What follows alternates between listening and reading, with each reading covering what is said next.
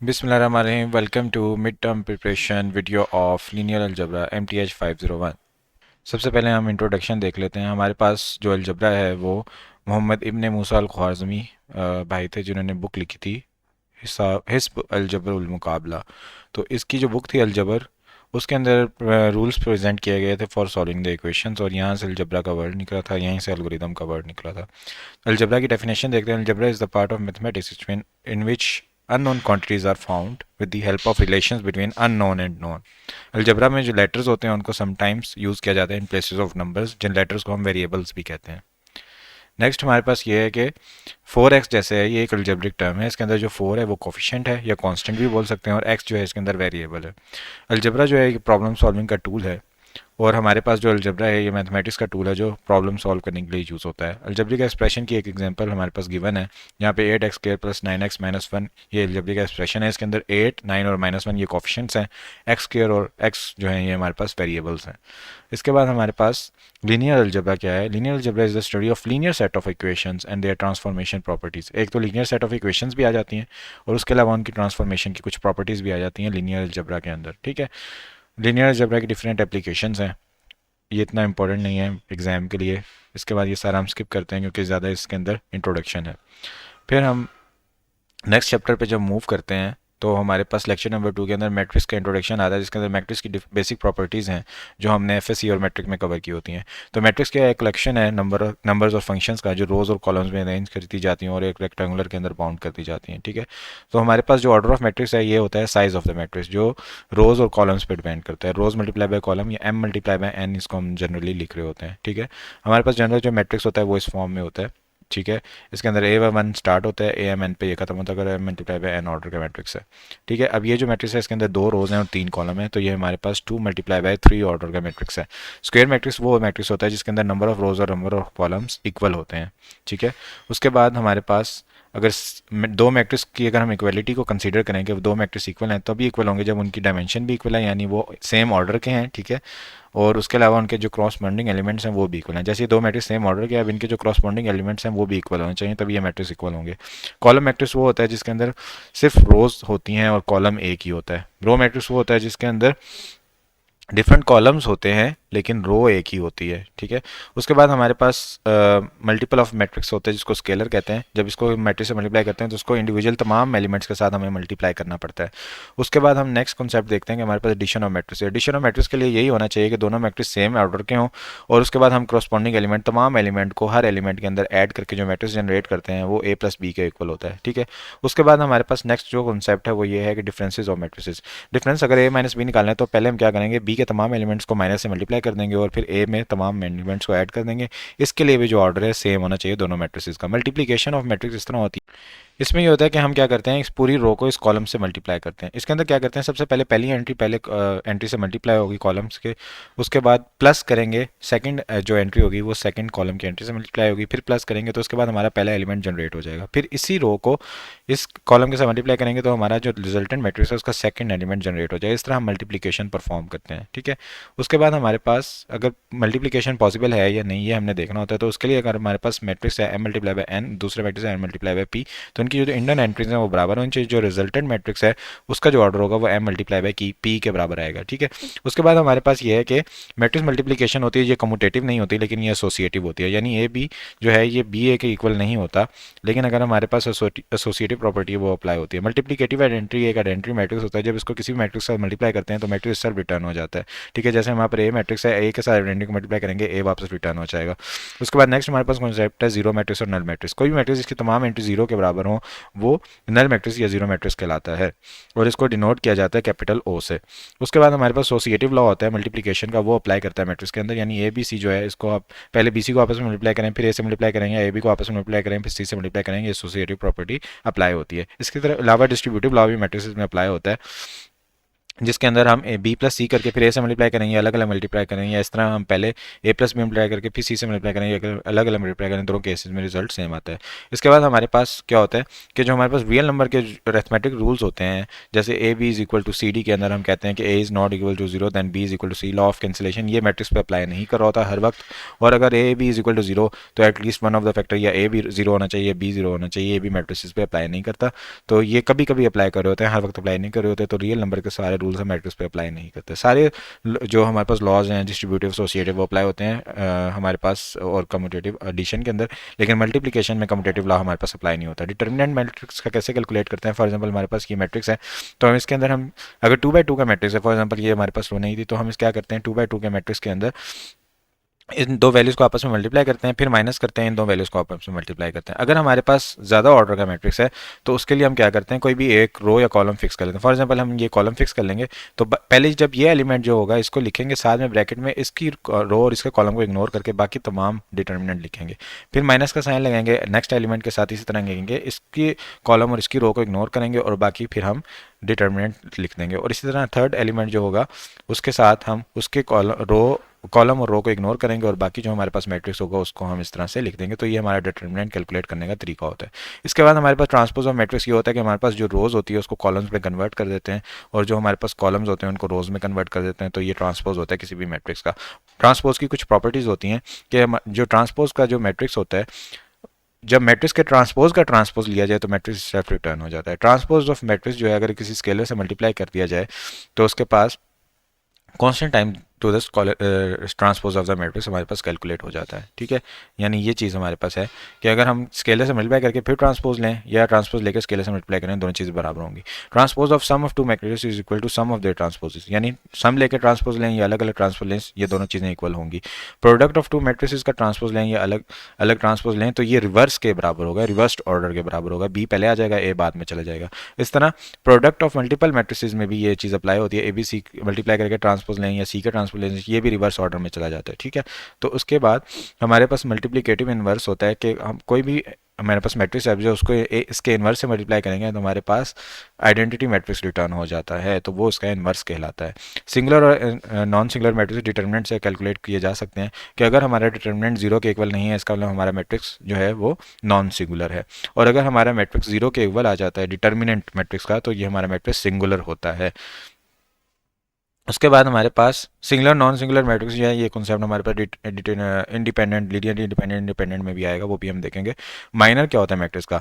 जब हम determinant calculate कर रहे थे तो हम क्या कर रहे थे, एक जो होता है नंबर उसको फिक्स कर देते थे, उसकी रो और कॉलम को डिलीट करके बाकी चीज़ का हम डिटर्मिनेंट लिखते थे।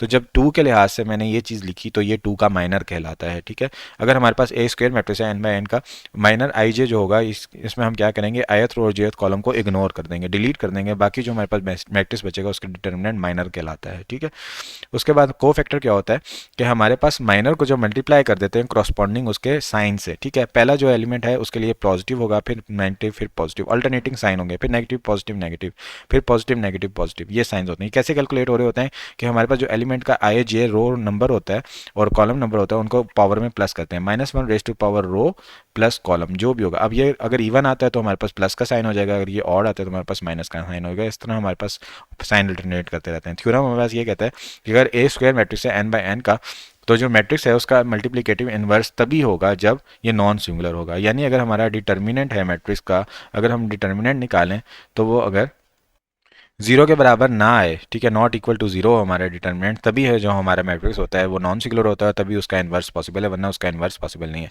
जो इन्वर्स ऑफ मैट्रिक्स का फॉर्मूला होता है वो ये होता है कि हम 1/, डिटर्मिनेंट इनटू को फैक्टर का ट्रांसपोज लेते हैं। ठीक है, यानी को फैक्टर C11 है, C12 है, अगर इस तरह है तो हम क्या करते हैं C12 को यहाँ लिखने के बजाय इस तरह लिखते हैं C1n तक, यानी ट्रांसपोज ले लेते हैं मैट्रिक्स का। ठीक है, उसके बाद डिटर्मिनेंट के चैप्टर में फर्दर डिटेल में हम देखेंगे डिटर्मिनेंट के डिफरेंट मेथड्स और ट्रांसपोज कैसे लिख रहे होते हैं। ठीक है, उसके बाद ये माइनर्स लिखे हुए हैं डिफरेंट मैट्रिसेस के, ठीक है, और इनका इनवर्स कैलकुलेट किया गया, को फैक्टर्स लिखे गए हैं। ठीक है, को फैक्टर्स को बस साइन से मल्टीप्लाई कर देते हैं और डिटर्मिनेंट से सारे फैक्टर्स सारे एलिमेंट्स को डिवाइड कर देते हैं।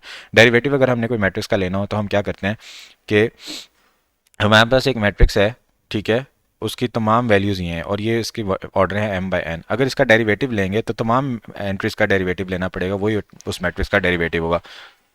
इसी तरह इंटीग्रेशन में हमारे पास कॉन्सेप्ट है कि अगर हमने मैट्रिक्स की तमाम इंटीग्रेशन लेनी है तो तमाम वैल्यूज़ की तमाम एंट्रीज़ की अलग अलग इंटीग्रेशन लेनी है तो उस मैट्रिक्स की इंटीग्रेशन होगी। ठीक है, अब यहाँ पे एक एग्जांपल दी गई है कि अगर हमारे पास ये मैट्रिक्स है, इसकी इंटीग्रेशन ली जाए तो साइन की इंटीग्रेशन cos 2t होगा और साथ में 2 ऐड हो जाएगा। यहाँ पे डेरिवेटिव सॉरी लिया जाए, डेरिवेटिव साइन का कॉस होगा, फिर एंगल का डेरिवेटिव लेंगे 2 हो जाएगा। ठीक है, अब ई का जो डेरिवेटिव लेंगे एज इट इज़ ये खुद आ जाएगा, और एंगल का जो इसके पावर का डेरिवेटिव लेंगे वो 3 आ जाएगा। 8t माइनस 1 का डेरिवेटिव लेंगे तो 8t का डेरिवेटिव 8 आ जाएगा और 1 का 0 आ जाएगा, तो रिजल्टेंट 8। अब इंटीग्रेशन अगर हमने करनी है साइन की तो हमारे पास जो इंटीग्रेशन बनेगी साइन 2s की, तो वो बनेगी हमारे पास -1/2 cos 2t प्लस 1/2, और हमारे पास ES 3s की बनेगी 1/3 E3t, क्योंकि ये हमारे पास जो इसके जो रेंजेस हैं वो 0 से t तक है। बस इसको आप एक बार थोड़ा पिक्चर मेमोरी में डाल लें, ऑब्जेक्टिव में ही ये क्वेश्चन आएगा, आपको फाइंड आउट करने के लिए नहीं बोला जाएगा, क्योंकि ये कोई डेरिवेशन और इंटीग्रेशन का सब्जेक्ट नहीं है, लेकिन ये फिर भी क्वेश्चन आ सकता है। ठीक है, इसलिए हाईलाइट किया गया। लेक्चर नंबर 3 में हमारे पास कॉन्सेप्ट है सिस्टम ऑफ लीनियर इक्वेशंस, यानी हमारे पास एक प्लेन है 3 डायमेंशन के अंदर, उसकी जो इक्वेशन है वो रिप्रेजेंट किया जा सकता है उसको a1x plus a2y plus a3z is equal to b। ठीक है, तो हम ये जो डिफरेंट एलिमेंट्स को प्रेजेंट कर रहे हैं 2 डायमेंशन में, हमारे पास a1x plus a2y plus is equal to b हो जाएगा। तो हमारे पास ये जो लीनियर कम्बिनेशन होता है ये लीनियर इक्वेशंस कहलाती हैं। ठीक है, होमोजीनियस लीनियर इक्वेशन में क्या होगा कि हमारे पास जो राइट साइड होगी वो इज इक्वल टू 0 होगी, और हम इसको इस तरह से लिखेंगे। जो नॉन होमोजीनियस इक्वेशन होगी उसमें राइट साइड जो है उसके अंदर कोई ना कोई एलिमेंट होगा, इसको हम b से रिप्रेजेंट करते हैं। ये हमारे पास डिफरेंट एग्जाम्पल्स हैं लीनियर इक्वेशंस की। सिस्टम ऑफ लीनियर इक्वेशंस क्या होता है कि हमारे पास जो finite set of linear equation होती हैं, यानी एक से ज़्यादा लीनियर इक्वेशन अगर हम लिख दें तो, लेकिन वो फाइनाइट होनी चाहिए, तो उनको हम सिस्टम ऑफ लीनियर इक्वेशंस कहते हैं, और या लीनियर सिस्टम भी कहते हैं। और जो वेरिएबल्स होते हैं इनके अंदर उनको हम अननोन्स बोलते हैं। जनरल सिस्टम अगर लीनियर इक्वेशन का उसको इस तरह प्रेजेंट किया जा रहा होता है, अगर आप देखें तो इसके अंदर जो एलिमेंट्स ए बन रहे होते हैं वो मैट्रिक्स के भी एलिमेंट्स होते हैं, तो हम इसको मैट्रिक्स में कन्वर्ट कर देते हैं और हम फिर लीनियर सिस्टम को मैट्रिक्स की मदद से सॉल्व कर सकते हैं। तो हमारे पास जो सोल्यूशन होता है उसका जो सेट बोलते हैं उसको बोलते हैं सोल्यूशन सेट। ठीक है, जो तमाम सेट के अंदर जितने भी सोल्यूशन हैं वो इंक्लूड हो जाते हैं। लीनियर सिस्टम अगर 2 अननोन्स हों उसके अंदर, तो हम उसको इस तरह से हम कंसिडर कर सकते हैं। तो हम जो उसका सोल्यूशन होगा एक्स वाई होगा वो एक पॉइंट और इंटरसेक्शन ऑफ दिस लाइन, यानी यहाँ पे 2 लाइनें इंटरसेक्ट कर रही होंगी, वो सोल्यूशन होगा। 3 कंडीशंस हमारे पास हो सकती हैं कि अगर हमारी लाइंस पैरेलल हैं और डिस्टिंक्ट हैं, वो एक दूसरे से कभी मिलती नहीं है, तो हमारा नो सोल्यूशन हो जाएगा। अगर वो किसी एक जगह पे मिल रही हैं तो हमारा 1 सोल्यूशन हो जाएगा, और अगर ये लाइन एक दूसरे के ऊपर कई जगह पर मिल रही हैं तो इसका मतलब इनफाइनाइटली मैनी सोल्यूशंस होंगे। ठीक है, ये आगे हम कॉन्सेप्ट फर्दर देखेंगे। उसके बाद हमारे पास अगर कोई सिस्टम है, अगर उसका सोल्यूशन एग्जिस्ट करता है एटलीस्ट 1, तो उसको हम कंसिस्टेंट कहेंगे। अगर उसका कोई सोल्यूशन एग्जिस्ट नहीं करता तो हम कहेंगे ये इनकंसिस्टेंट सोल्यूशन है। उसके बाद नेक्स्ट हमारे पास जो कॉन्सेप्ट है कि ये बस एग्जांपल्स हैं। थ्योरम नेक्स्ट हमारे पास इंपॉर्टेंट है। Every system of linear equation has 0, 1 और इनफाइनाइटली मैनी सोल्यूशन, जो हम पीछे 3 कंडीशंस पढ़ चुके हैं, यही 3 कंडीशंस हमारे पास होती हैं। ठीक है, उसके बाद जो इक्वेशंस होती हैं ओरिजिनल सिस्टम के अंदर वो पैरेलल एंड डिस्टिंक्ट हैं। यहाँ पे अगर हमने देखा तो हमारे पास ये जो हमने सॉल्व किया तो 0 इज इक्वल टू 6 आ गया। जब हमारे पास इस तरह एम्बिगुअस कोई चीज़ आ जाए तो हम कहते हैं इसका कोई सोल्यूशन नहीं है, तो ये हमारे पास जो लाइन है ये डिस्टिंक्ट है और पैरेलल है, तो इसका कोई सोल्यूशन नहीं है। ठीक है, अगर हमारे पास फ्री वेरिएबल आ जाता है तो हम कहते हैं कि जो हमारे सिस्टम उसके इनफाइनाइटली मैनी सोल्यूशंस एग्जिस्ट करते हैं। उसके बाद अगर हमारे पास एक ही सोल्यूशन हो, ट्रिवियल सोल्यूशन हो, तो उसको कहते हैं कि इसका 1 यूनिक सोल्यूशन है। इसके बाद पैरामीट्रिक रिप्रेजेंटेशन भी होती है हमारे पास कि हम डिफरेंट जो वेरिएबल्स होते हैं उनको टी या एस इससे सपोज कर लेते हैं और लिख देते हैं और बता देते हैं कि ये हमारे पास रियल नंबर्स हैं, तो ये पैरामीट्रिक रिप्रेजेंटेशन कहलाती है। उसके बाद मैट्रिक्स नोटेशन भी होती है कि अगर हमारे पास ये सिस्टम है उसको हम मैट्रिक्स फॉर्म में भी लिख सकते हैं। तो essential information linear system can be recorded completely in rectangular array, जिसको हम मैट्रिक्स कहा जाता है। जो इसके कोफिशिएंट्स होंगे वो कोफिशिएंट मैट्रिक्स खिलाएगा। ये जो इसके एक्स वेरिएबल्स होंगे इसको हम इसका सोल्यूशन मैट्रिक्स कहेंगे। ठीक है, या वेरिएबल मैट्रिक्स कहेंगे। और हमारे पास जो ये साइड होगी इसको हम कहेंगे कि ये हमारे पास बी है जो इसकी कॉलम स्पेस के अंदर लाई करता है। तो ये हम बाद में सारे कॉन्सेप्ट आहिस्ते आहिस्ते देखते जाएंगे। उसके बाद हमारे पास पुराना जो तरीका था, हम क्या करते थे, हमारे पास एक सक्सेसिव एलिमिनेशन मेथड होता था कि हम किसी इक्वेशन को सॉल्व करते थे तो पहले x1 की वैल्यू निकाल ली, फिर बाकी इक्वेशन में पुट कर ली, x2 की निकाल ली, फिर x3 की निकाल ली। यही काम अगर हम मैट्रिसेस से करना चाहें तो हम मैट्रिसेस से भी ये काम कर सकते हैं, और जो मैट्रिक्स से हम सॉल्व करेंगे दोनों से एक ही तरीका आएगा। तो क्यों हम मैट्रिक्स का तरीका समझ लें कि कैसे हम कर सकते हैं। तो मैट्रिक्स के अंदर हम रो ऑपरेशन परफॉर्म कर सकते हैं। रो ऑपरेशन 3 तरह के हो सकते हैं।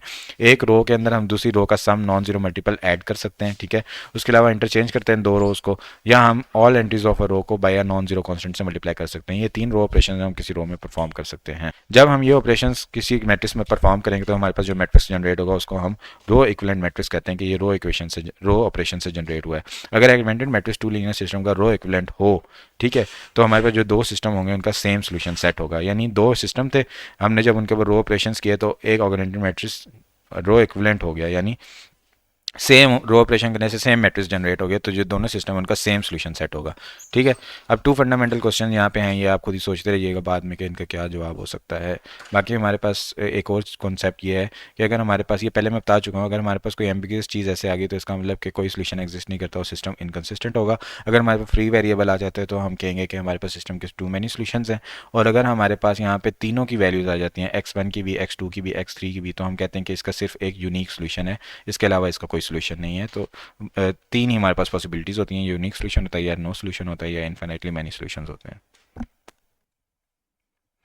नेक्स्ट हमारे पास है लेक्चर नंबर 4, जिसके अंदर हम कॉन्सेप्ट देखेंगे row reduction and echelon forms, और रिड्यूस एचलॉन फॉर्म भी देखेंगे।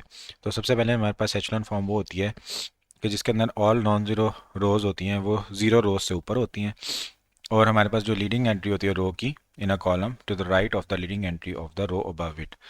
यानी ये जो पहला रो है ना, इसकी एंट्री यहाँ पे है, तो जो नेक्स्ट कॉलम होगा उसकी रीडिंग एंट्री यहाँ पे बनेगी, ठीक है, उसके नेक्स्ट कॉलम में बनेगी। ये वाली जो रो होगी इसकी रीडिंग एंट्री पिछले वाली जो रीडिंग एंट्री थी उसके नेक्स्ट कॉलम में बनेगी। All entries in the column below a leading entry या जीरो, इसके नीचे जो सारी एंट्रीज होंगी जीरो, इसके नीचे तमाम एंट्री जीरो, इसके नीचे तमाम एंट्री जीरो होंगी।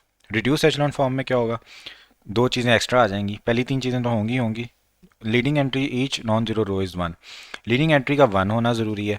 Each leading entry one is the only non zero entry in इस कॉलम, और जो लीडिंग एंट्री वन है ना, इसके ऊपर वाले भी जीरो होने चाहिए, नीचे वाले भी जीरो होने चाहिए, ठीक है, लीडिंग एंट्री के ऊपर वाले भी जीरो, नीचे वाले भी जीरो। ये हमारे पास रेडियस एचलॉन फॉर्म में होता है, ठीक है। ये एचलॉन फॉर्म की एग्जांपल है, ये रेडियस एचलॉन फॉर्म की एग्जांपल है। इसके अंदर देखें हमारे पास ये लीडिंग एंट्री है, ये लीडिंग एंट्री है, ठीक है, इसके नीचे तमाम ज़ीरो, इसके नीचे ऊपर तमाम ज़ीरो, ठीक है। तो ये हमारे पास रिड्यूस एचलॉन फॉर्म है। अब एक मैट्रिक्स जो है ये रिड्यूस किया जा सकता है more than one echelon form में, लेकिन रिड्यूस एचलॉन फॉर्म हर मैट्रिक्स की एक ही होती है और वो यूनिक होती है, ठीक है। ये थ्योरम भी यही बात कर रहा है। उसके बाद हमारे पास है पिवट पोजीशंस। जो हमारे पास मैट्रिक्स होता है उसके अंदर जो लीडिंग एंट्री होती है उसको क्या कहते हैं, पिवट पोजीशन कहते हैं, ठीक है। और जो कॉलम हो जिसके अंदर लीडिंग एंट्री होती है यानी पिवट पोजीशन होती है उसको कहते हैं पिवट कॉलम, ठीक है। यानी यहाँ पर अगर हम देखें तो हमारे पास जो पिवट कॉलम है वो बनता है ये वाला, ठीक है, क्योंकि इसको यहाँ पे होना चाहिए, बेसिकली लीडिंग एंट्री यहाँ पे होनी चाहिए, ठीक है।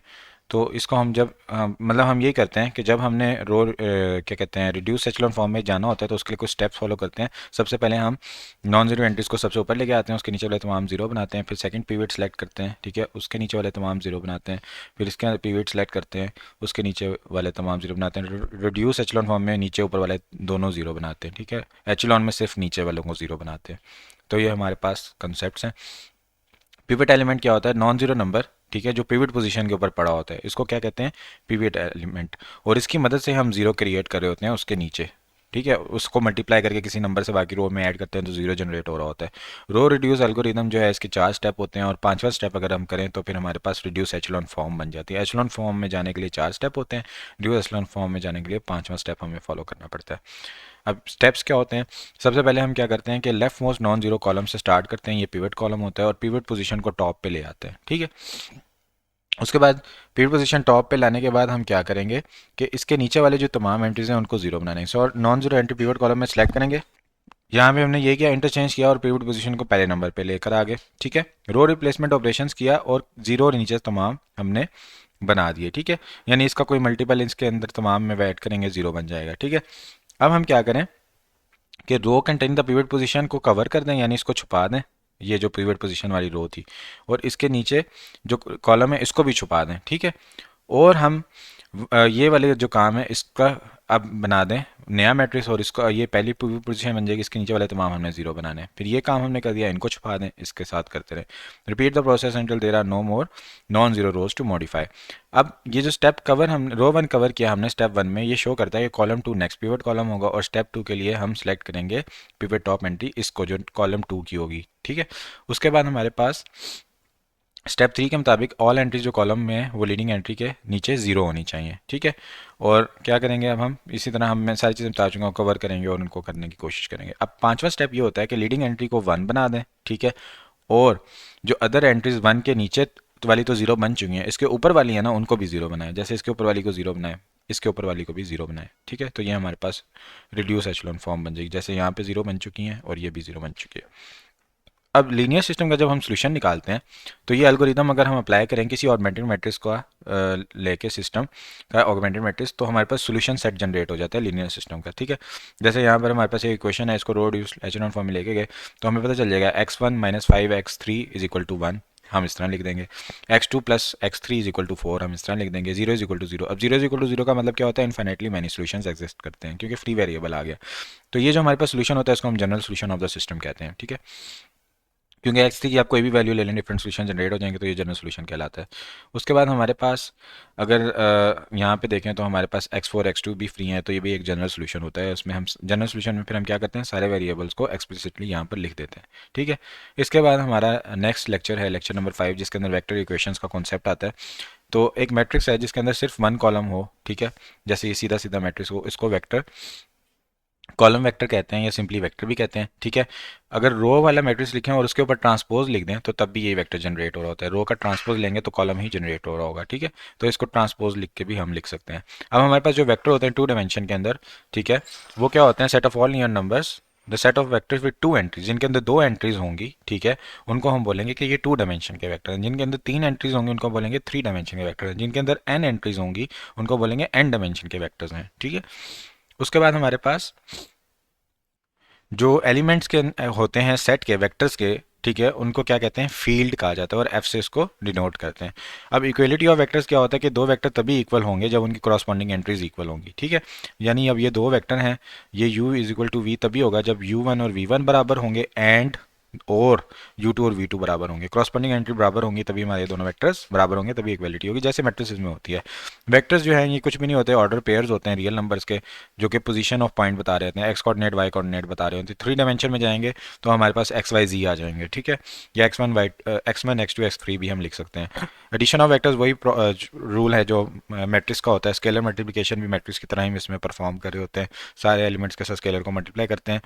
अच्छा, अब कॉलम वेक्टर को हम ऐसे भी लिख सकते हैं, ठीक है, और ऐसे भी लिख सकते हैं ब्रैकेट्स के साथ। जो अगर हम इसके साथ लेकिन स्क्वायर ब्रैकेट्स डाल दें तो ये रो मैट्रिक्स बन जाएगा, फिर ये कॉलम वेक्टर नहीं रहेगा। वेक्टर इस तरह होता है और रो मैट्रिक्स इस तरह होता है। वेक्टर के इर्द गिर्द राउंड ब्रैकेट्स होती हैं, रो मैट्रिक्स के इर्द गिर्द स्क्वायर ब्रैकेट्स होती हैं, ठीक है।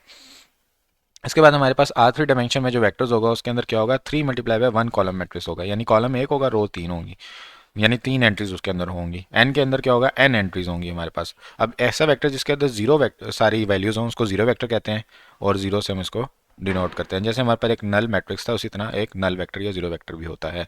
अलजेब्रिक प्रॉपर्टीज वही हैं सारी। कम्यूटेटिव लॉ इसके अंदर एडिशन का अप्लाई हो रहा होता है, एसोसिएटिव लॉ भी अप्लाई हो रहा होता है, एडिटिव आइडेंटिटी भी अप्लाई होती है, एडिटिव इनवर्स भी अप्लाई होता है। उसके अलावा स्केलर डिस्ट्रीब्यूशन भी अप्लाई होती है, vector distribution over scalar addition भी अप्लाई होती है। और हमारे पास यानी जो भी मैट्रिसेस के रूल्स है सारे अप्लाई होते हैं, और ये चीज़ें जो है ना बड़ी इंपॉर्टेंट है, ठीक है। जब ये सारी चीज़ें अप्लाई हो रही होती हैं, ये वेक्टर स्पेस का कॉन्सेप्ट आएगा लेक्चर नंबर 20 में, वहाँ पे भी हम ये सारी चीज़ें देखेंगे।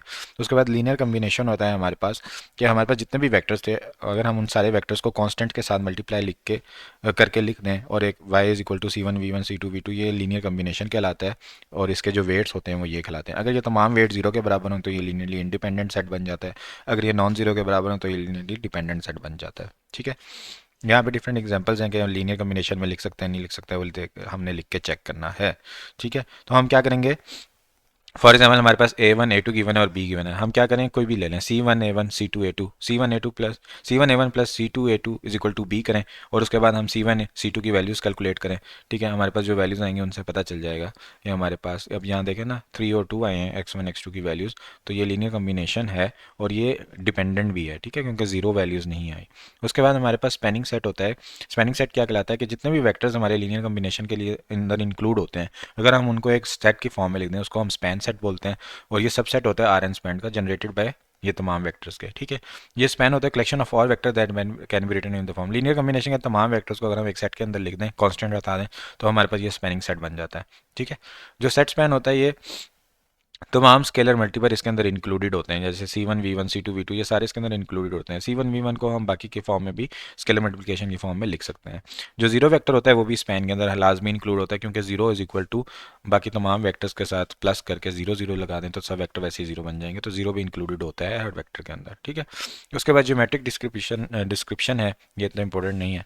एग्जाम्पल नंबर 6 हमारे पास है, ये मैंने इसलिए हाईलाइट किया हुआ, ये कॉन्सेप्ट अगले चैप्टर्स में भी यूज़ होंगे। अब हमारे पास दो वेक्टर्स हैं, साथ में भी है। अभी हम यही करें, x1 a1 plus x2 is equal to b, इसका सोल्यूशन देखें बनता है या नहीं बनता, ठीक है। हमारे पास x1 x2 की कोई वैल्यूज़ आ जाती हैं या नहीं आ जाती। अब हमारे पास जो है, अगर देखा जाए तो यहाँ पर, हाँ, हमारे पास 0x2 इज इक्वल टू -2 आ गया, which can not be true for any value, तो ये सिस्टम का कोई सोल्यूशन नहीं होगा और ये स्पैन नहीं करेगा। जब हमारे सिस्टम का सोल्यूशन आ जाता तो हम कहते हैं ये स्पैन करता है इन दो वेक्टर्स के ऊपर। सोल्यूशन नहीं आया तो हम कहेंगे कि जो बी है ये इन दो वेक्टर्स के ऊपर स्पैन नहीं कर रहा, ये इसके अंदर इंक्लूड नहीं है, ठीक है। तो ये कॉलम स्पेस के कॉन्सेप्ट में भी यही सेम कॉन्सेप्ट फॉलो हो रहा होगा। उसके बाद हमारे पास vector equation of a line होती है। ये किस तरह से हम डिनोट करते हैं, ये कहते हैं x minus x naught is equal to t v. ये एक्स नॉट ओरिजिन पे भी हो तो फिर ये एक्स नॉट खत्म कर देंगे, फिर x is equal to t v बन जाएगा। ये एक लाइन होती है, उसकी पैरामीट्रिक इक्वेशन कहलाती है, ठीक है, जिसके अंदर t पैरामीटर है, माइनस इन्फिनिटी प्लस इन्फिनिटी तक जाता है। वेक्टर इक्वेशन ऑफ लाइन अगर ओरिजिन थ्रू एक्स नॉट हो और पैरेलल टू वी हो तो हमारे पास ये लाइन होगी, अगर ओरिजिन से गुजरे तो हमारे पास x is equal to t v line की होगी, ठीक है, इक्वेशन। उसके बाद हमारे पास अगर parametric equations of line R square में देखा जाए तो इसके अंदर एक्स भी होगा वाई भी होगा, तो ये आर स्क्वायर डायमेंशन में बन जाएगी, ठीक है। अगर इसके अंदर एक्स भी है वाई भी है जी भी है तो हमारे पास ये 3 डायमेंशन में बन जाती है। उसके बाद हमारे पास vector equation of a plane जो होती है, अब हमारे पास लाइन की क्या थी, x is equal to t v, ठीक है, या x is equal to x naught plus t v, ठीक है, ये हमारे पास एक लाइन की थी। अगर हम इसके अंदर एक और वेक्टर इंक्लूड कर दें, टी यू पी यू कर दें, ठीक है, ये इसको टी वन वी वन कर दें, इसको टी टू वी टू कर दें, तो ये प्लेन की बन जाएगी, ठीक है।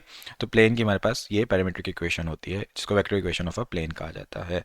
उसके बाद हमारे पास पैरामीट्रिक इक्वेशन ऑफ प्लेन यहाँ पे भी लिखी गई है, इसके अंदर 3 डायमेंशन में प्लेन होता है हमारा, एक्स वाई जी इसके अंदर होते हैं, तो पैरामीट्रिक इक्वेशन ऑफ प्लेन इसको बोला जाता है।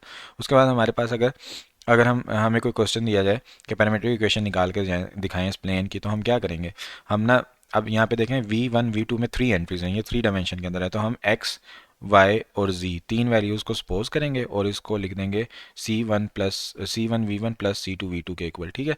और फिर हम x को इसके इक्वल करेंगे, y को इसके इक्वल करेंगे, z को इसके इक्वल करेंगे, ठीक है, तो हमारे पास जो पैरामीट्रिक इक्वेशन है वो जनरेट हो जाएगी। फॉर एग्जांपल यहाँ पे C1 V1 की जगह हमने T1 कर लिया, C1 की जगह, ठीक है, और T2 यूज़ कर लिया, तो x के इक्वल ये वैल्यू है, y के इक्वल ये है, z के इक्वल ये है, तो हमारे पास ये parametric equation of the plane कहलाती हैं। तो हम कोई भी पैरामीट्रिक इक्वेशन कैलकुलेट कर सकते हैं। यहाँ पे अगर आप देखें x naught plus t one x one minus x naught x two minus x naught, ये हमारे पास प्लेन की वेक्टर इक्वेशन है कि अगर हम ओरिजिन पे पॉइंट नहीं ले रहे, ठीक है, तो हम इस इक्वेशन की मदद से कोई भी पॉइंट कैलकुलेट कर सकते हैं। फॉर एग्जांपल हमारे पास पॉइंट्स गिवन है पी क्यू आर, ठीक है। अब हमारे पास ऐसा वेक्टर निकालना है जो पैरामीट्रिक इक्वेशन ऑफ प्लेन के अंदर फुट करना है, तो इसके अंदर हमारे पास क्या होगा, x naught x one x two जो है वो पॉइंट्स अगर हों पी क्यू आर, ठीक है, तो हमारे पास X one minus x naught इसके बराबर हो जाएगा, पी में से क्यू में से हम पी को माइनस करेंगे और x two minus x naught R में से पी को माइनस करेंगे तो जनरेट हो जाएगा। फिर हम इस इक्वेशन के अंदर जो हमारे पास इक्वेशन थी ये वैल्यूज़ पुट कर देंगे, ठीक है, तो हमारे पास पैरामीट्रिक इक्वेशन इस प्लेन की आ जाएगी एग्जैक्टली। उसके बाद हमारे पास ये यही तरीका है जो जनरली फॉलो हो रहा होता है पैरामीट्रिक इक्वेशन फाइंड आउट करने का। यहाँ पे हमारे पास ये कॉन्सेप्ट खत्म हो जाता है मैट्रिक्स इक्वेशन वाला, पैरामीट्रिक इक्वेशन वाला।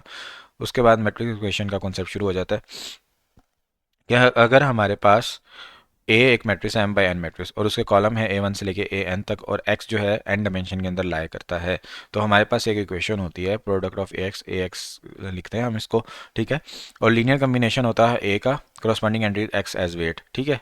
तो ए एक्स को जब हम मल्टीप्लाई करते हैं तो हमारे पास ये लीनियर कम्बिनेशन आता है और इज इक्वल टू जीरो हो जाए तो ये होमोजीनियस बन जाएगा, इज इक्वल टू बी है नॉन होमोजीनियस बन जाएगा, ठीक है। ए एक्स इज डिफाइन अगर number of columns number of entries x के बराबर हैं, क्योंकि हमारा बीच वाला जो ऑर्डर है वो बराबर होना चाहिए, तभी हमारे पास मल्टीप्लिकेशन पॉसिबल होती है और ये तभी मल्टीप्लिकेशन पॉसिबल होगी, तभी ए एक्स डिफाइंड होगा, ठीक है। अब ये हम डिफरेंट मैट्रिसेस को मल्टीप्लाई आपस में करके चेक कर सकते हैं कि क्या वो बी के इक्वल आ रही हैं या नहीं आ रही। अगर बी के इक्वल आ रहे हैं तो बी इनका सोल्यूशन में होता है, ठीक है।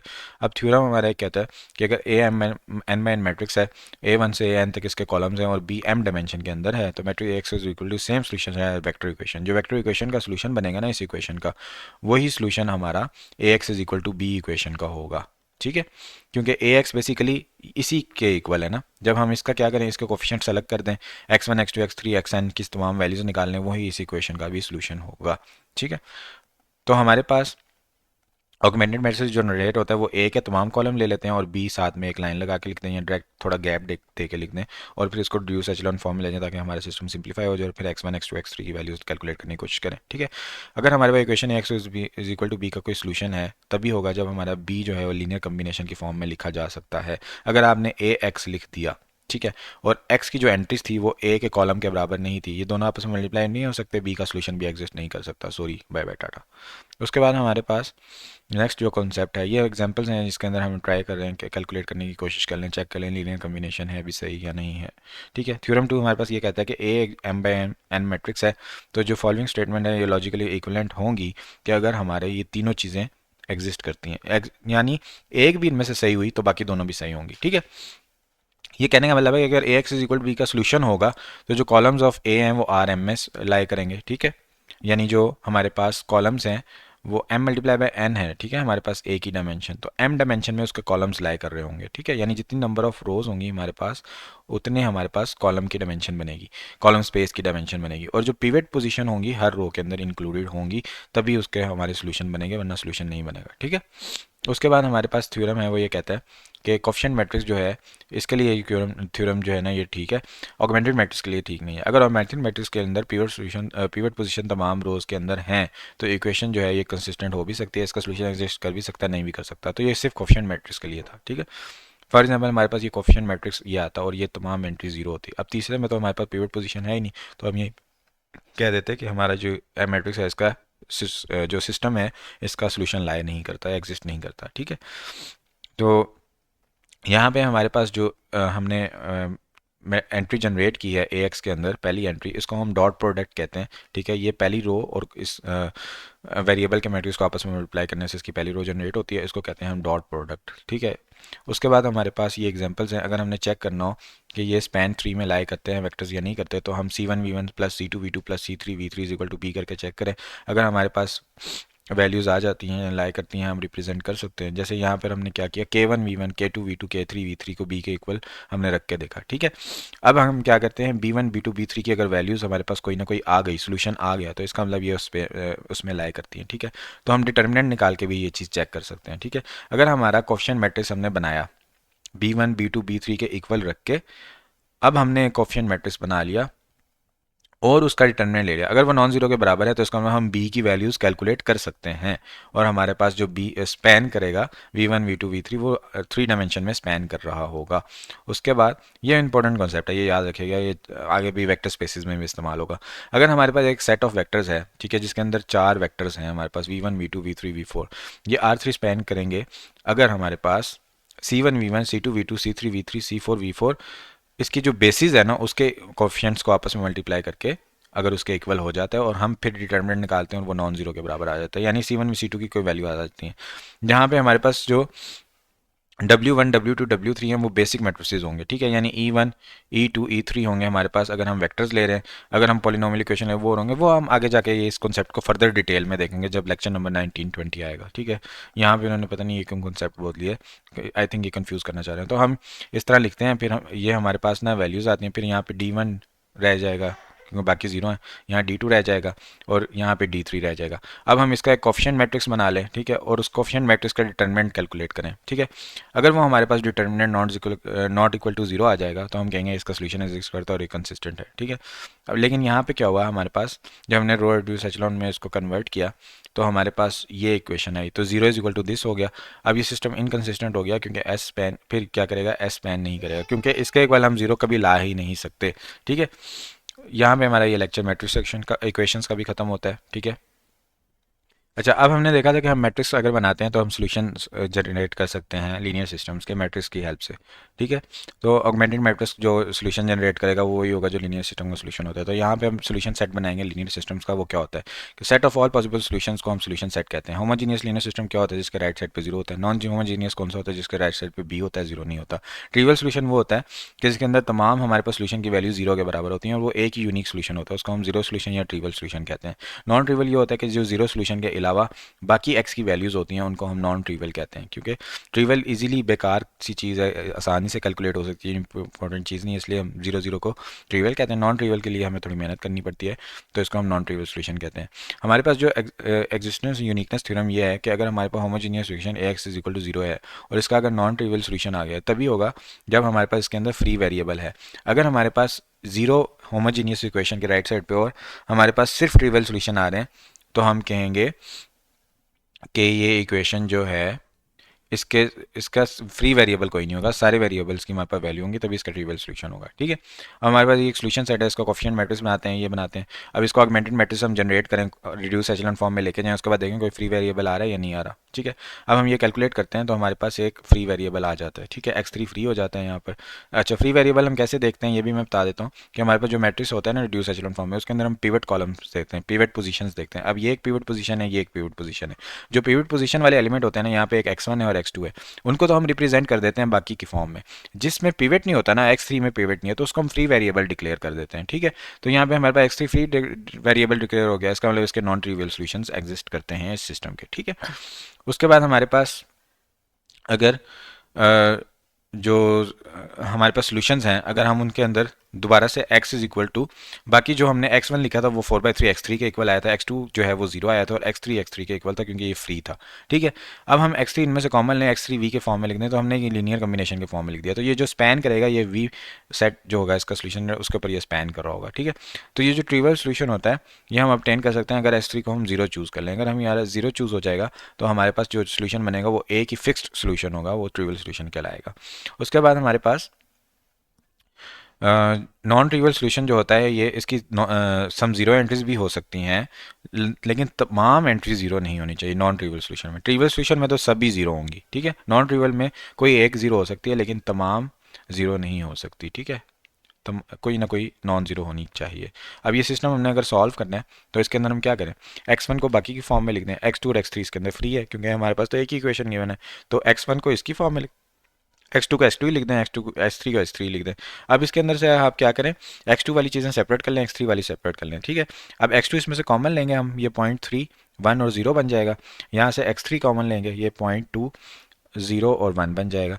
अब इसको v बोल दें, इसको u बोल दें। ठीक है, तो हमारे पास जो स्पैनिंग सेट बनेगा vu बन जाएगा, या v1 v2 बोल दें, जो भी आप बोलना चाहें, तो हमारे पास ये स्पैन बन जाता है इसका। ठीक है जी, यानी ये दो वेक्टर्स जो होते हैं इनके बेस पे हम लीनियर कॉम्बिनेशन बना के इसको रिप्रेजेंट कर रहे होते हैं, ये इसका स्पैन कहलाता है। ठीक है, अब एक सोल्यूशन है, अगर उसका जीरो वेक्टर है तो जो सिर्फ उसके अलावा उसका कोई सोल्यूशन नहीं है तो उसको हम कहेंगे कि ये स्पैन जीरो कर रहा है और इसके अंदर सिर्फ ट्रिवियल सोल्यूशन ही एग्जिस्ट कर रहा होता है। ठीक है, उसके बाद हमारे पास पैरामीट्रिक वेक्टर फॉर्म होती है किसी भी सोल्यूशन की, वो हमने पहले भी पिछले लेक्चर में भी देखी थी कि कैसे हम कैलकुलेट करते हैं।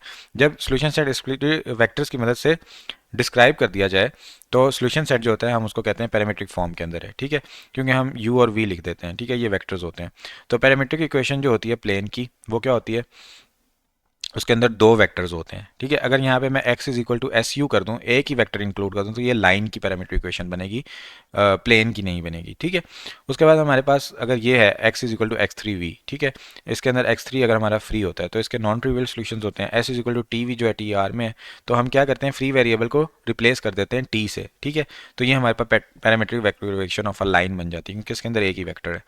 उसके बाद हमारे पास सोल्यूशन ऑफ नॉन होमोजीनियस जो सिस्टम होते हैं उसके अंदर एक तो जो हमारे पास ax is equal to 0 equation थी, एक तो उसका जनरल सोल्यूशन इंक्लूड हो जाता है और साथ में पर्टिकुलर सोल्यूशन में इंक्लूड इसके अंदर हो जाता है। तो हमारे पास फॉर एग्जांपल कि जनरल सोल्यूशन जो है ये पैरामीट्रिक फॉर्म में अगर हम लिखें, one vector plus the arbitrary linear combination of vector satisfy the corresponding homogeneous system, यानी होमोजीनियस सिस्टम का सारा लीनियर कॉम्बिनेशन लिख दें और एक वेक्टर उसके अंदर ऐड हो जाता है जो उसका पर्टिकुलर सोल्यूशन होता है। ठीक है, फॉर एग्जांपल यहाँ पे हमारे पास एक a है एक b है। ठीक है, अब ax is equal to b करते हैं, ऑगमेंटेड मैट्रिक्स हमने लिखा, सोल्यूशन जनरेट किया। ठीक है, हमारे पास जो वेरिएबल्स आ गए वो आ गया x1 दिस, x2 दिस और x3 फ्री आ गया।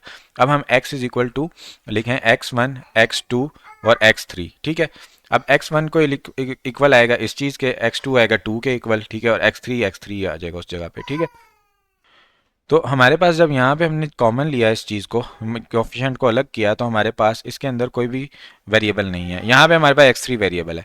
तो ये जो हमारे पास सोल्यूशन खिलाएगा ये पर्टिकुलर सोल्यूशन होगा, और ये वाला जो हमारा सोल्यूशन था ये हमारे पास होमोजीनियस वाली इक्वेशन का जनरल सोल्यूशन था। तो जो नॉन होमोजीनियस का जनरल सोल्यूशन होगा इन दोनों का मिला के बनेगा, ठीक है। तो equation x plus s equal to p plus x3v, अगर x3 को t से रिप्लेस कर दें, t जनरल पैरामीटर आ जाएगा, तो ये एक पैरामीट्रिक इक्वेशन बन जाएगी जो कि नॉन होमोजीनियस सिस्टम की होगी।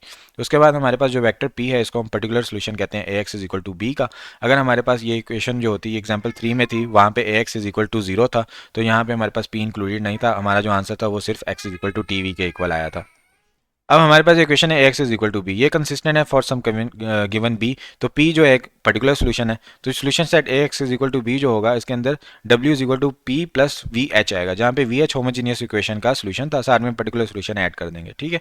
तो ये हमारे पास कॉन्सेप्ट है, यहाँ पे हम बार बार वही क्वेश्चन उसी तरह से फॉलो हो रहे हैं। अब हमारे पास अगर हमने पैरामीट्रिक फॉर्म में एक सोल्यूशन सेट लिखना हो, हम कैसे लिखते हैं कि हम सबसे पहले ऑगमेंटेड मैट्रिक्स जनरेट करते हैं और उसको रो रिड्यूस एचेलॉन फॉर्म में ले जाते हैं, फिर हर बेसिक वेरिएबल को फ्री वेरिएबल्स की फॉर्म में हम एक्सप्रेस कर देते हैं, ठीक है। फिर हम क्या करते हैं, कॉमन लेना शुरू कर देते हैं। Typical solution as vector whose entries depend on the free variable, ठीक है। x1 x2 x3 की जगह हम पुट कर देंगे एंट्रीज को, ठीक है। उसके बाद decompose x into linear combination, common लेंगे उसके अंदर से, कॉफिशिएंट वाला अलग लिख देंगे, x1 वाला अलग लिख देंगे, s2 वाला अलग लिख देंगे, s3 वाला अलग लिख देंगे। जो जो अलग वेक्टर्स होंगे उनको v1 v2 v3 या vu w जो भी बोल देंगे, ठीक है। Free variable as the parameter, ये 4 स्टेप्स होते हैं जब हमारे पास एक सिस्टम बन जाएगा vt, ठीक है, या x is equal to u plus vt या v1t1 प्लस v2t2, तो ये हमारे पास पैरामीट्रिक सोल्यूशन होता है, ठीक है। ये इसके स्टेप्स होते हैं जो हम बार बार डिफरेंट एग्जांपल से इस चैप्टर में देख चुके हैं। लेक्चर नंबर 8 है हमारा लीनियर इंडिपेंडेंस। तो अगर हमारे पास एक इंडेक्स सेट ऑफ वेक्टर्स है v1 से लेके vp तक, इंडेक्स से मुराद ये इसके अंदर जो 1 2 3 इंडेक्स लिखे हुए हैं, ये लीनियरली इंडिपेंडेंट तभी होगा जब हमारे पास सिर्फ इसका ट्रिवियल सोल्यूशन होगा। अगर हमारे पास इसका ट्रिवियल सोल्यूशन के अलावा नॉन ट्रिवियल सोल्यूशन भी है तो ये लीनियरली डिपेंडेंट बन जाएगा, क्योंकि हमारे पास जो वेट्स हैं इसके वो तमाम जीरो नहीं होंगे। ट्रिवियल सोल्यूशन में क्या होता है, x1 x2 x3 तमाम जीरो के बराबर आते हैं, तो इसको हम ट्रिवियल सोल्यूशन बोलते हैं। अगर हमारे तमाम वेट जीरो के बराबर नहीं है तो इसको बोलेंगे कि नॉन ट्रिवियल सोल्यूशन है, और कोई वेरिएबल फ्री होगा तब नॉन ट्रिवियल सोल्यूशन बन जाएगा, तो इसको बोलेंगे लीनियरली डिपेंडेंट। तो लीनियर डिपेंडेंस तब होगी जब तमाम वेट नॉन जीरो होंगे।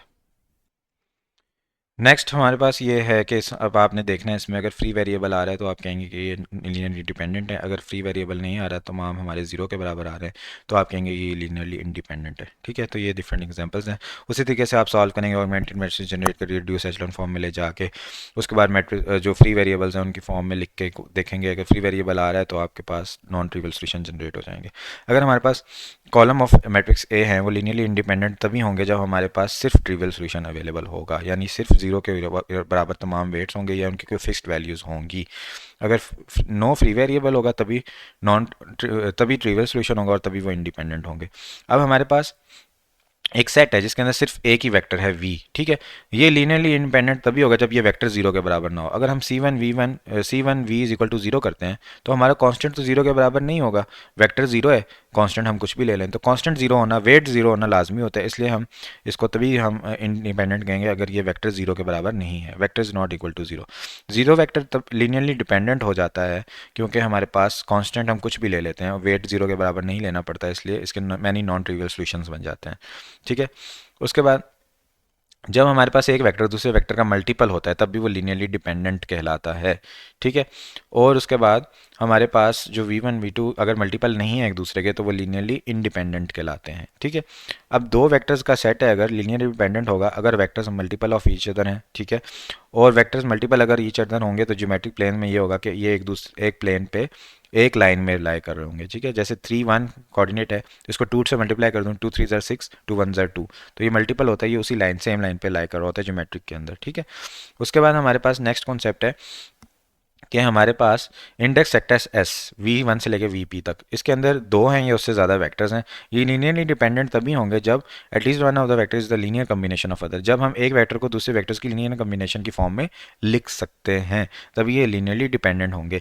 अगर एस लीनियरली डिपेंडेंट है, v not equal to zero है, तो हमारे पास जो v ऑफ j है for any j greater than 1, ये v j माइनस 1 तक के जितने वेक्टर्स हैं उनके एक कम्बिनेशन की फॉर्म में लिखा जा सकता है, जिसको कहते हैं linear combination of the preceding vectors. ठीक है, उसके बाद हमारे पास नोट है कि दिस थ्योरम डज नॉट से the every vector in linear dependent the linear combination. जरूरी नहीं है कि तमाम लीनियर डिपेंडेंट सेट के अंदर वेक्टर कम्बिनेशन की फॉर्म में लिखे जा सकें।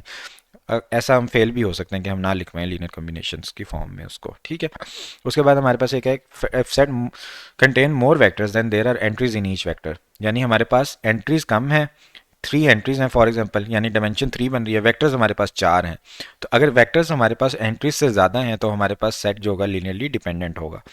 ठीक है, यहाँ पे जैसे हम देखते हैं हमारे पास 3 वेक्टर हैं जबकि एंट्रीज 2 हैं। ठीक है, प्लेन हमारे पास 2 है, वेक्टर्स हमारे पास 3 हैं, तो हमारे पास ये लीनियरली डिपेंडेंट होते हैं। ठीक है, क्योंकि 2 डायमेंशन के अंदर 2 ही वेक्टर्स इंक्लूड होने चाहिए थे। फिर अगर हमारे पास सेट V1 से VP तक जा रहा है, अगर इसके अंदर 0 वेक्टर इंक्लूड होता है तो जो सेट होगा वो लीनियरली डिपेंडेंट कहलाएगा, क्योंकि 0 वेक्टर के साथ हम कोई भी कोफिशिएंट लगा लें वो 0 आंसर ही आता है। तो वेट हमारे 0 होना जरूरी नहीं होते, नॉन ट्रिवियल सॉल्यूशंस बन जाते हैं, तो ये लीनियरली डिपेंडेंट होता है। ठीक है, उसके बाद हमारे पास ये लेक्चर भी एंड होता है। नेक्स्ट हमारे पास जो कॉन्सेप्ट है वो है अबाउट लीनियर ट्रांसफॉर्मेशन। ट्रांसफॉर्मेशन क्या होता है कि एक चीज़ को दूसरी चीज़ में चेंज करना। अब equation A x is equal to B, ये मैट्रिक्स इक्वेशन होती है जिसके अंदर ए जो होता है कोफिशिएंट मैट्रिक्स होता है, एक्स हमारे पास वेरिएबल्स होते हैं। अब यहाँ पे क्या हो रहा होता है, ए एक्ट्स ऑन वेक्टर एक्स, यानी ए एक्स के साथ मल्टीप्लाई हो रहा होता है, by multiplication produce a new vector b को प्रोड्यूस कर रहा होता है। तो एक्स के ऊपर ट्रांसफॉर्मेशन अप्लाई हो रही है और बी प्रोड्यूस हो रहा है। ये जो ए है इसको हम बोलेंगे इमेज मैट्रिक्स। ठीक है, या ट्रांसफॉर्मेशन मैट्रिक्स, ये एक्स के ऊपर अप्लाई हो रहा है। एक्स को हम कहेंगे कि ये वो मैट्रिक्स है जिसके ऊपर ट्रांसफॉर्मेशन अप्लाई हो रही है, और बी को हम बोलेंगे कि ये रिजल्ट है इस ट्रांसफॉर्मेशन का। ठीक है, तो ये हमारे पास कॉन्सेप्ट है इस चैप्टर के अंदर। अगर A x is equal to B, 2 vectors इसके अंदर इंक्लूडेड हैं, जो एक्स होगा इसको हम बोलेंगे डोमेन, और हमारे पास जो बी वेक्टर बनेगा उसको हम बोलेंगे रेंज। ठीक हो गया, जो हमारे पास सोर्स है उसको हम डोमेन बोलेंगे जिसके ऊपर हम काम कर रहे हैं, और जो रिजल्ट हमारे पास प्रोड्यूस हो रहा है उसको हम रेंज बोलेंगे। ठीक है, उसके बाद हमारे पास ट्रांसफॉर्मेशन फंक्शन क्या होता है कि हम इसको ऐसे लिखते हैं, टी आर एन डायमेंशन से आर एम डायमेंशन में हम जा रहे होते हैं। तो आर एन जो होगी इसके अंदर जिस डायमेंशन से हम जा रहे हैं उसको डोमेन बोलेंगे, जिस डायमेंशन के अंदर हम जा रहे हैं उसको कोड डोमेन बोलेंगे, और जो ट्रांसफॉर्मेशन जनरेट हो रही है टी ऑफ एक्स उसको रेंज बोलेंगे टी की। ठीक है, तो यहाँ पर हमारे पास डिफरेंट ट्रांसफॉर्मेशंस दिखाई गई हैं जो कि क्वेश्चंस में आप चेक कर सकते हैं, ट्रांसफॉर्मेशन करके अप्लाई कर सकते हैं। ठीक है, यहाँ पर अगर फॉर एग्जांपल हमारे पास अगर हमने वाई एक्सिस के ऊपर एक रिफ्लेक्शन जनरेट करनी है तो हम क्या करेंगे, वाई को कांस्टेंट रखेंगे, एक्स को माइनस मल्टीप्लाई कर देंगे, हमारे पास रिफ्लेक्शन जनरेट हो जाएगी। ठीक है, उसके बाद हमारे पास डिफरेंट एग्जांपल्स हैं जो ट्रांसफॉर्मेशन करके आप चेक कर सकते हैं। नेक्स्ट हमारे पास एक इंपॉर्टेंट पॉइंट है कि every matrix of order m by n can be viewed as linear transformation. जो भी मैट्रिक्स होगा वो लीनियर ट्रांसफॉर्मेशन के तौर पे हम उसको देख सकते हैं। जो मैट्रिक्स ट्रांसफॉर्मेशन होती है वो लीनियर ट्रांसफॉर्मेशन होती है। अब ये जो हमारे पास मैट्रिक्स है 1301, इसको याद कर लें, ये शेयर ट्रांसफॉर्मेशन का मैट्रिक्स कहलाता है।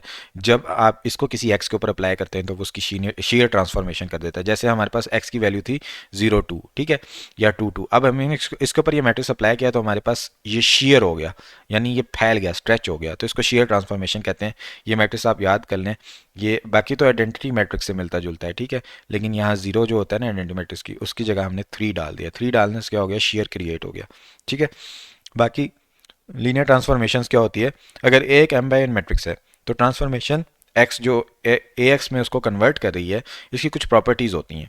एक ये होता है कि हमारे पास इसके अंदर जो u प्लस वी के ऊपर ट्रांसफॉर्मेशन है वो ए यू प्लस ए वी पे अलग अलग होनी चाहिए, के इक्वल होनी चाहिए। और हमारे पास जो स्केलर वाली प्रॉपर्टी है कि अगर हम स्केलर से मैट्रिक्स को मल्टीप्लाई करके फिर ट्रांसफॉर्मेशन करें, या पहले ट्रांसफॉर्मेशन करके फिर स्केलर से मल्टीप्लाई करें, अगर ये दोनों प्रॉपर्टी हमारी एग्जीक्यूट हो जाती हैं, इसको हम बोलेंगे लीनियर ट्रांसफॉर्मेशन। ठीक है, अगर ये दोनों चीज़ें नहीं हो रही है तो हम बोलेंगे ये लीनियर ट्रांसफॉर्मेशन नहीं है। आ ट्रांसफॉर्मेशन मैपिंग इज लीनियर अगर ये दोनों हमारी प्रॉपर्टी उसके अंदर होती हैं, जो मैं पहले ऊपर बता चुका हूँ। ठीक है, अब ये वाली जो ट्रांसफॉर्मेशन होती है ना, जिसमें हम 3 जो कोऑर्डिनेट्स होते हैं उनको 2 में कन्वर्ट कर देते हैं, जैसे यहाँ पे हम कर रहे हैं, इसको क्या कहते हैं, प्रोजेक्शन। ठीक है, तो हमारे पास जो लीनियर ट्रांसफॉर्मेशन है ये प्रोजेक्शन है, और ये वेक्टर की इमेज को 3.357 से 2 पॉइंट में उसने कन्वर्ट कर दिया, यानी 3 डायमेंशन 2 डायमेंशन में ले गए, इसको प्रोजेक्शन बोलते हैं। ज्योमेट्रिकली जो प्रोजेक्शन होती है ये कैसे फाइंड आउट कर सकती है कि आप एंड पॉइंट जो होता है ना उससे परपेंडिकुलर एक लाइन खींच देते हैं तो हमारे पास प्रोजेक्शन जनरेट हो जाती है, जैसे यहाँ पे जनरेट हो रही है। उसके बाद हमारे पास लीनियर ट्रांसफॉर्मेशन जो होती है प्रिजर्व करती है operation of vector addition and scalar multiplication, तभी वो लीनियर ट्रांसफॉर्मेशन होती है। वेक्टर एडिशन वही जो हमने ऊपर बताया, और स्केलर मल्टीप्लिकेशन भी हमने बता दिया कि वो एग्जीक्यूट करती है। उसके अलावा लीनियर ट्रांसफॉर्मेशन की कुछ प्रॉपर्टीज़ हैं कि अगर हमारे पास जीरो के ऊपर लीनियर ट्रांसफॉर्मेशन अप्लाई करें तो जीरो ही रिजल्ट में आना चाहिए, ठीक है। अगर हम ये वाली जो चीज़ थी ना, t u plus v is equal to t u plus t v, ठीक है। अगर और दूसरी हमारे पास थी c t u is equal to t c u, ठीक है, ये हमारे पास था। तो इसको कंबाइन करके अगर हम लिखें कि सी यू और डी वी लिखते हैं, ठीक है, ये वाली चीज़, और फिर इनको प्लस को भी अलग कर देंगे इस वाली प्रॉपर्टी से, और ये कांस्टेंट वाले भी पीछे ले जाएं इस वाली प्रॉपर्टी से, तो हमारे पास ये रिजल्ट आ जाता है, ठीक है। और इसको अगर हम जनरलाइज करके लिखना चाहिए, दो के लिए लिखा है, ज़्यादा के लिए लिखना चाहें तो हम इस तरह लिख सकते हैं। तो ये प्रॉपर्टीज़ इसके ऊपर अप्लाई होनी चाहिए ना। यहाँ पर एक नई बात यह है कि जीरो की इमेज जीरो ही आनी चाहिए, ठीक है। तो उसके बाद हमारे पास ये डिफरेंट अब क्वेश्चंस हैं, इनमें आप चेक करेंगे कि क्या ये प्रॉपर्टी एग्जीक्यूट हो रही है या नहीं। अगर ये हो रही हुई तो हम बोलेंगे लीनियर ट्रांसफॉर्मेशन है, वरना नहीं है, ठीक है। अब हमारे पास अगर स्केलर हो आर और हमारी ट्रांसफॉर्मेशन टी एक्स जो है वो एक्स को आर एक्स बना दे, ठीक है, जहाँ पे आर एस हमारा फ्रैक्शन की फॉर्म में होगा, यानी जीरो से वन के बीच में होगा, उसको हम कंट्रैक्शन कहेंगे। जहाँ पे हमारा आर वन या उससे बड़ा होगा उसको डायलेशन कहेंगे। कंट्रैक्शन का मुराद उसको छोटा कर रहा है वो, डायलेशन का मुराद उसको वो बड़ा कर रहा है, फैला रहा है, ठीक है। ऐसे ये जूम कर दिया मैंने, ये हो गई डायलेशन, इसको मैंने छोटा कर दिया, ये हो गया कंट्रैक्शन, ठीक है। तो जब आर फ्रैक्शन में होगा ये एक्स को छोटा कर देगा, जब आर बड़ा होगा तो ये इसको डायलेट कर देगा, बड़ा कर देगा, फैला देगा, मोटा बना देगा। उसके बाद हमारे पास जब मैट्रिक्स अगर हम बोलें कि क्वेश्चन आता है, असाइनमेंट में भी था कि काउंटर क्लॉकवाइज 90 डिग्री आपने रोटेट करना है, तो उसके लिए जो मैट्रिक्स यूज़ होता है इमेज के लिए, ए मैट्रिक्स, उसको बोलते हैं 0 1 0 -1, यानी हमारे पास आइडेंटिटी मैट्रिक्स था 0 1, सॉरी, हमारे पास जो आइडेंटिटी मैट्रिक्स था वो था 1 0 0 1, ठीक है। इन दोनों को हमने स्विच कर दिया, इन दोनों को भी स्विच कर दिया, ठीक है, ये बन गया 0 1 1 0, और इसका साइन भी हमने चेंज कर दिया। तो ये 90 degree clockwise rotation, counter clockwise rotation होती है। जब आपको बोला जाए कि फलां वेक्टर है इसकी काउंटर क्लॉकवाइज रोटेशन करके चेक करो, तो आप इस मैट्रिक्स से उसको मल्टीप्लाई कर देंगे एग्जाम में, तो वो काउंटर क्लॉकवाइज 90 डिग्री की रोटेशन हो जाएगी। साइन कॉस ये वो चीज़ें लिखने की ज़रूरत नहीं है, डायरेक्ट ये बस लिख दें, ठीक है, इसको याद कर लें।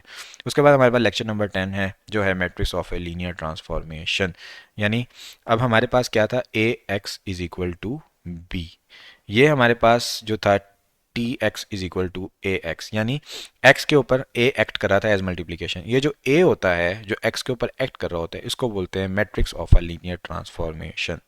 अब हमारे पास एक आइडेंटिटी मैट्रिक्स होता है, उसके जो अलग अलग कॉलम्स होते हैं उनको ई वन ई टू बोलते हैं, ठीक है। उसके बाद अगर हम ई वन ई टू का इमेज जनरेट करें, ठीक है, तो हमारे पास जो रिजल्टेंट मैट्रिक्स होता है, जो हमारे पास इमेज जनरेट होकर आता है, उसके अंदर जो हमारे पास वैल्यूज़ होती हैं वो इसी तरह होती हैं। टी ई वन पहला कॉलम होगा, टी ई टू दूसरा कॉलम होगा, टी ई थ्री तीसरा कॉलम होगा, इस तरह हमारे पास उसके जनरेट हो रहे होते हैं कॉलम्स, ठीक है। जहाँ पे लिखा हुआ है ये ए जो होता है हमारे पास जो इमेज मैट्रिक्स जनरेट कर रहा होता है वो t e one t e two t up so on t n तक होता है, ठीक है। उसके बाद हमारे पास नेक्स्ट जो कॉन्सेप्ट है इसके अंदर वो ये है कि जो भी हम ट्रांसफॉर्मेशन करते हैं मैट्रिक्स की, उसको हम टी एक्स लिख दें, एल एक्स लिख दें, डजेंट मैटर, एक ही बात होती है, ठीक है। उसका जो मैट्रिक्स होगा वो कोई ना कोई आपके पास मैट्रिक्स अवेलेबल होता है, जिस मैट्रिक्स को आप एक्स से मल्टीप्लाई करते हैं तो हमारे पास जो रिजल्ट होता है इमेज का वो जनरेट हो रहा होता है। अब हमारे पास अगर हमने अलग अलग ये वैल्यूज इकट्ठी की ट्रांसफॉर्मेशन की, यानी ई पे अप्लाई किया, फिर टू पे, फिर एन, इनको फिर कॉलम्स की फॉर्म में अगर हम अलग अलग लिख दें तो हमारे पास वो मैट्रिक्स आ जाता है जो मैट्रिक्स ऑफ द ट्रांसफॉर्मेशन कहलाता है, ठीक है। यानी ए की वैल्यू हमारे पास आ जाती है, ये ए है हमारे पास, ठीक है। तो ये बेसिकली इस ट्रांसफॉर्मेशन से कैलकुलेट हो सकता है। अच्छा, अब ये हमारे पास कॉन्सेप्ट है जो एंगल फाई से उसको रोटेट कर रहा है पॉइंट को, ठीक है। तो इसके लिए जो मैट्रिक्स यूज़ हो रहा है वो यही यूज़ हो रहा है, ठीक है। जो मैट्रिक्स होता है cos phi minus sine phi cos phi, ठीक है। तो इसको आप याद कर लें कि ये हमारे पास यूज़ होता है फॉर रोटेशन बाय फाई, ठीक है। Reflection with respect of x axis अगर हमने करनी होगी तो एक्स कोऑर्डिनेट को हम फिक्स कर देंगे और वाई को माइनस से मल्टीप्लाई कर देंगे, तो हमारे पास rotation with respect to X axis हो जाती है। ये असाइनमेंट में क्वेश्चंस आए हुए थे, ठीक है, तो पेपर में भी आ सकते हैं इनका कुछ ना कुछ शॉर्ट फॉर्म बन के, ठीक है। अच्छा, अब लीनियर ट्रांसफॉर्मेशन की हेल्प से हम एग्जिस्टेंस और यूनिकनेस चेक कर सकते हैं due to help of different function properties, ठीक है। अगर हमारे पास मैपिंग हो रही है आर एन से आर एम में, ठीक है, ये ऑन टू कहलाएगी अगर इसका एटलीस्ट वन सोल्यूशन है, यानी एग्जिस्टेंस वाली बात यहाँ पे हो गई, ठीक है। यानी ऑन टू कहलाएगी अगर एग्जिस्टेंस का क्वेश्चन बन गया, ठीक है। और अगर हमारे पास 1 to 1 कहलाएगी जब हमारे पास एट मोस्ट वन सोल्यूशन है। ठीक है, तो सोल्यूशन एग्जिस्ट करता है या नहीं करता ये हम ऑन टू से चेक करेंगे। ठीक है, और सोल्यूशन हमारा जो है वो यूनिक है या नहीं ये हम 1 to 1 से चेक करेंगे। तो ये डिटेल में आप लेक्चर्स मेरे देख सकते हैं जो मैंने रिकॉर्ड किए हैं, उसके अंदर डिटेल कॉन्सेप्ट है, हर क्वेश्चन डिटेल में सॉल्व हुआ हुआ है वहाँ। अब मैं यहाँ पे नहीं कर सकता। कर्नल क्या होता है, ऐसी वैल्यूज़, ऐसे वेक्टर्स जो ज़ीरो जनरेट कर रहे हो रिजल्ट के अंदर। ठीक है, उनको हम कर टी से डिनोट करते हैं, यानी v belong to the vector space जहाँ पे टी वी ज़ीरो, यानी वी के ऊपर जब ट्रांसफॉर्मेशन की जाए तो ज़ीरो आ जाए। तो ये ऐसे तमाम वी जो हैं जो ज़ीरो जनरेट कर रहे होते हैं ट्रांसफॉर्मेशन से, उनको कर्नल कहते हैं। ठीक है, ये देखें ये जितने वी हैं तमाम रिजल्ट में ज़ीरो जनरेट कर रहे हैं, तो ये कर्नल कहलाते हैं। ठीक है, तो हमारे पास जो कर टी होता है ये वेक्टर स्पेस का सबस्पेस होता है। ठीक है, और टी जो है वन एंड वन वन होगा अगर हमारा ker t is equal to zero होगा तभी। ठीक है, यानी अगर हमारा कोई ऐसा वेक्टर नहीं है जो जीरो जनरेट कर रहा है तभी हमारा टी वन वन होगा। तो ये सारा कॉन्सेप्ट हम वेक्टर स्पेसिस में फर्दर डिटेल में देखेंगे लेक्चर नंबर 2021 में। ठीक है, उसके बाद हमारी वन वन लीनियर ट्रांसफॉर्मेशन होती हैं, उसके वो वही कॉन्सेप्ट है जो हम पहले देख चुके थे कि इसके अंदर हमारे पास अगर टी वन वन या बाइजेक्टिव तभी होगा जब दोनों चीज़ें उसके अंदर होंगी, वो वन वन भी होगा और ऑन टू भी होगा। ठीक है, अगर हमारा टी जो है वो ऑन टू तभी मैप करेगा जब उसके स्पैन करते हैं आर एम पे। जब स्पैन आर एम में करते हैं इसका मतलब सोल्यूशन एग्जिस्ट करता है, तो एग्जिस्टेंस वाली बात आ जाती है। जो हमने तीन लाइनें पढ़ी थी ना, वो वाली बात यहाँ पे आ रही है कि ये लाइन तभी सोल्यूशन होगा तभी ये लाइन एग्जिस्ट करेगी। ठीक है, और 1 to 1 तभी होगा जब लीनियरली इंडिपेंडेंट है, यानी सिर्फ उनका एक ही यूनिक सोल्यूशन होगा जो कि ट्रिवियल सोल्यूशन होता है, तभी इक्वेशन लीनियरली इंडिपेंडेंट होती है। तो 1 to 1 यूनिकनेस की बात करते हैं, ऑन टू हमारे पास एग्जिस्टेंस की बात करता है। ठीक है, उसके बाद हमारे पास ये एग्जांपल्स हैं जिनमें आप चेक कर सकते हैं कौन सा मिक्सचर ऑन टू है कौन सा 1 to है, वो डिफरेंट चीज़ें यहाँ पर आप चेक कर सकते हैं। ठीक है, उसके बाद नेक्स्ट कॉन्सेप्ट है मैट्रिक्स ऑपरेशन जो कि हम वीडियो के पार्ट 2 में देखेंगे।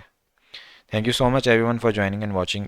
मिलते हैं नेक्स्ट वीडियो में इंशाल्लाह, और फीडबैक लाजमी दीजिएगा कि नेक्स्ट वीडियो जो है वो मैं इसी पैटर्न पर बनाऊँ या उसके अंदर कुछ चेंजेस लेकर आऊँ। थैंक यू, टेक केयर, अल्लाह हाफिज़।